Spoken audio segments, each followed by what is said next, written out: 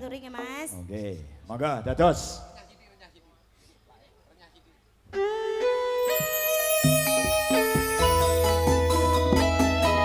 Ica Sri Tanjung sesarengan kalian Sekar Gumelar mugi dadosaken renonging penggali wonten dalu meniki dalemipun Kang Mas Yainal dalasan Roro Ayu Puji Rahma Anjani.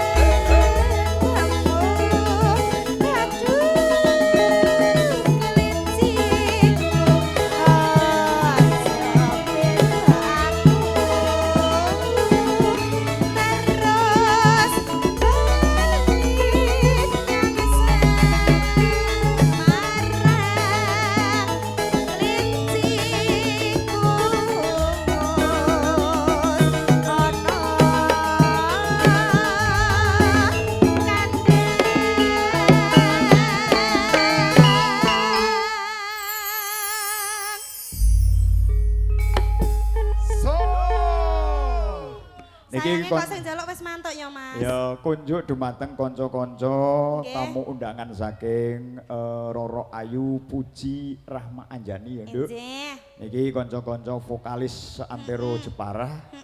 Tidak bisa kita sebutkan satu-satu ya Nduk. Mergane kuatah ya Mas. Kathah amargane tidak kenal juga. Iya. Karena aku ya ora kenal loh Mas. Dirimu kan dari Demak dan saya dari Jogja. Nah, dadi mboten kula Mbak Rama wae. Ketemune nambah semindah niki ya Mas. Mosok to Nduk? Heeh. Kang pundi Mbak Rahma wong Mbak Rahma, endi Mas? Mosok nyamene ngono. Ora ono ya Mas. Ora deng, ya. Monggo kalajengaken. Lajabu.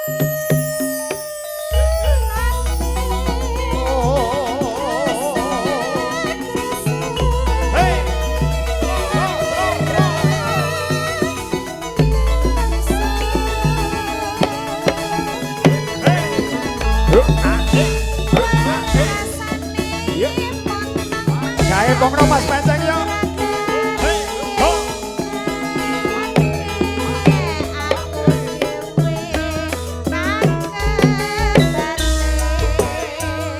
Ica Sri Tanjung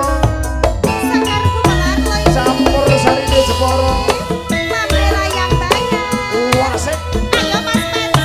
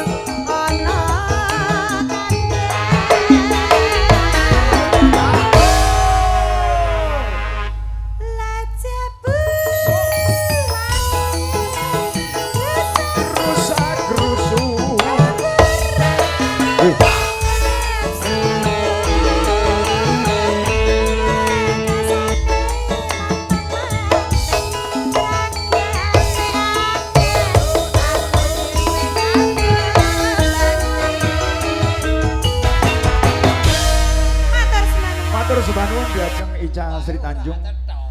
Kunjuk dumateng sesepuh pinisepuh ingkang pilenggan mangke mbok pilih ngersakaken tebangan campur sari saged lumantar kawula pribadi duok seralalala.